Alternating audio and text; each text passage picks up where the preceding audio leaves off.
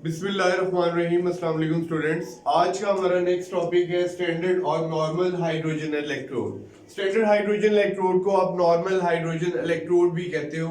Standard hydrogen electrode basically आप जो है वो एक स्टैंडर्ड लेते हो, बाकी तमाम इलेक्ट्रोड्स को इसके साथ कनेक्ट करके आप जो है वो उनके इलेक्ट्रोड पोटेंशियल फाइंड आउट करते हो। इलेक्ट्रोड पोटेंशियल के बारे में हमने पहले ही पढ़ लिया है। स्टैंडर्ड इलेक्ट्रोड पोटेंशियल या single electrode potential galvanic cell पढ़ने से पहले एक छोटा सा शॉर्ट क्वेश्चन हमने पढ़ा था, जिसमें हमने ये पढ़ा था कि जो सिंगल इलेक्ट्रोड पोटेंशियल है, जब हम किसी भी मेटल को उसके अपने ही आयंस में डिप करते हैं तो फिर क्या होता है, या तो ऑक्सीडेशन होती है या रिडक्शन होती है इक्विलिब्रियम पे। ये डिपेंड करता है कि मेटल ज्यादा ऑक्सीडाइज हो रही है कि रिड्यूस हो रही है, उसका ऑक्सीडेशन पोटेंशियल पॉजिटिव होगा या नेगेटिव होगा।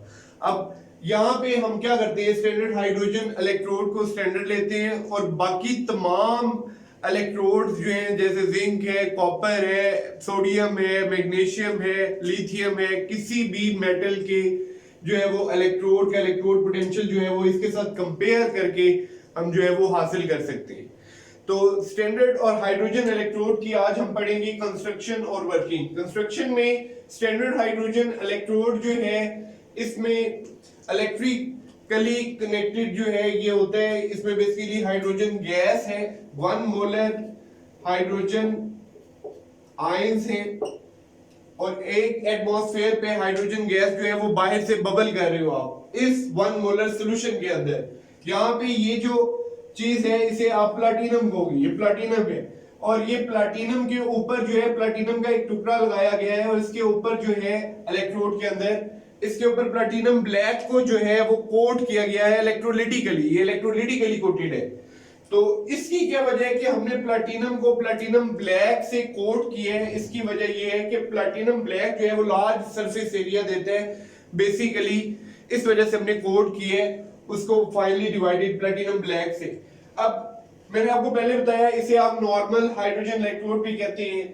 अब ये क्या वजह है कि हमने प्लैटिनम यूज किया, हालांकि हम एक एटमॉस्फेयर प्रेशर पर जो है वो हाइड्रोजन गैस जो है वो हाइड्रोजन आयंस में बबल कर रहे हैं। हमारे पास 1 मोलर हाइड्रोजन आयंस है जिसमें हम 1 एटीएम हाइड्रोजन गैस जो है उसे बबल कर रहे हैं। बेसिकली प्लैटिनम जो है एक तो इलेक्ट्रिकल कंडक्टर है, इलेक्ट्रिकल कंडक्टिविटी जो है वो करता है, बहुत अच्छा इलेक्ट्रिकल कंडक्टर है। और दूसरा ये फैसिलिटेट करेगा हाइड्रोजन गैस और इन आयंस के दरमियान इक्विलिब्रियम को जितनी जल्दी जो है वो हासिल कर सके। तो ये अटेनमेंट ऑफ इक्विलिब्रियम में हमारी मदद करेगा।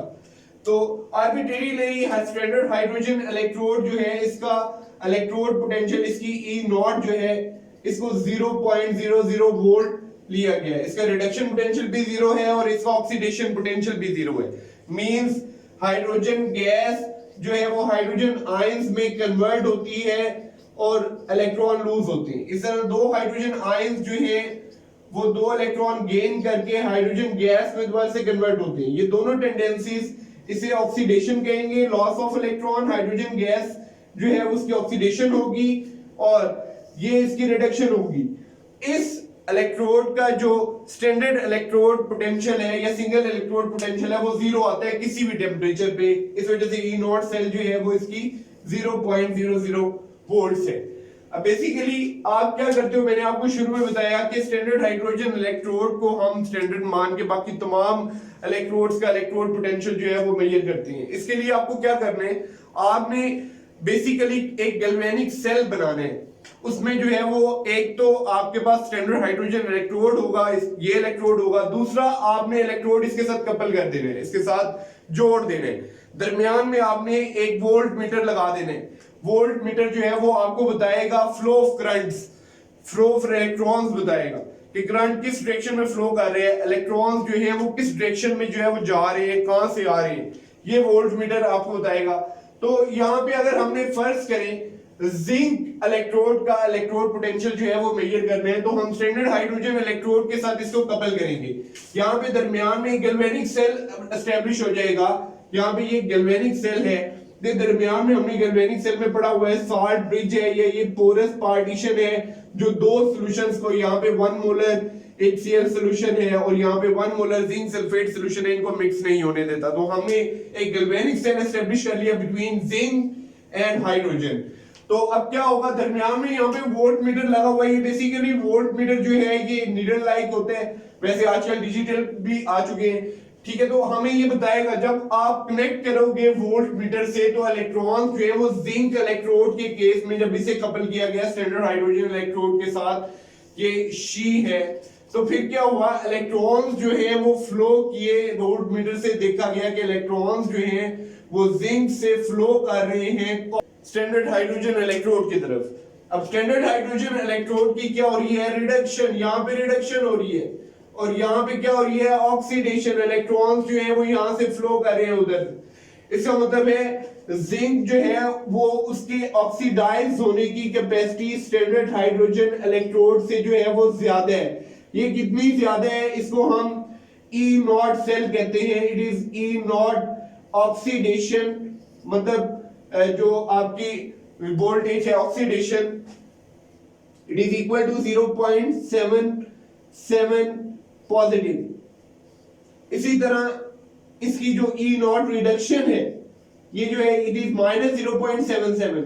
तो इनकी ऑक्सीडेशन और रिडक्शन पोटेंशियल जो है उनकी मैग्नीट्यूड सेम होती है, लेकिन साइन जो है वो डिफरेंट हो जाता है। अगर ऑक्सीडेशन पोटेंशियल पॉजिटिव है तो फिर रिडक्शन पोटेंशियल जो है नेगेटिव होगा, और अगर रिडक्शन पोटेंशियल नेगेटिव है तो फिर ऑक्सीडेशन पोटेंशियल जो है वो हमेशा पॉजिटिव होगा। अब इसका मतलब है जिंक की हमेशा ऑक्सीडेशन होगी। आप कोई भी गैल्वेनिक सेल अगर एस्टेब्लिश करना चाहते हैं तो आप जिंक को कैथोड के तौर पर नहीं रख सकते, आप उसको जो है वो एनोड बनाएं। कैथोड के तौर पर तब रखेंगे जब जिंक जो है उससे, जब जिंक से ज्यादा ऑक्सीडेशन वाला जो है वो आपके पास एनोड मौजूद है।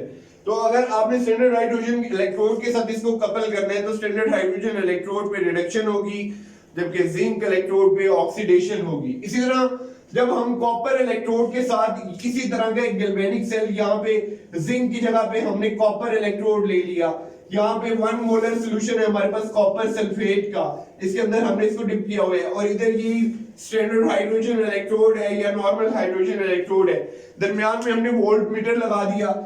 जब इस तरह कपल किया गया तो देखा गया कि इलेक्ट्रॉन्स जो है वो फ्लो कर रहे हैं from hydrogen, standard hydrogen electrode towards copper electrode. इसका मतलब है कॉपर की रिडक्शन हो रही है और हाइड्रोजन की ऑक्सीडेशन हो रही है। तो कॉपर जो है इसकी ये दो इलेक्ट्रॉन जो है वो गेन कर रहे हैं कॉपर आयन, और ये कन्वर्ट हो रहा है इनटू कॉपर 0, जबकि हाइड्रोजन यहाँ पे हाइड्रोजन गैस की ऑक्सीडेशन हो रही है, 2 हाइड्रोजन आयंस में कन्वर्ट हो रहा है बाय गिविंग 2 इलेक्ट्रॉन्स। यहाँ पे ऑक्सीडेशन पोटेंशियल कॉपर का नेगेटिव है, ये ई नॉट जो ऑक्सीडेशन है ये नेगेटिव है क्योंकि इसकी ऑक्सीडेशन नहीं हो रही, इसकी रिडक्शन हो रही है। इट इज -0.34, ये माइनस में है 0.34, जबकि ई नॉट इसकी रिडक्शन जो होगी वो पॉजिटिव होगी, इट इज +0.34।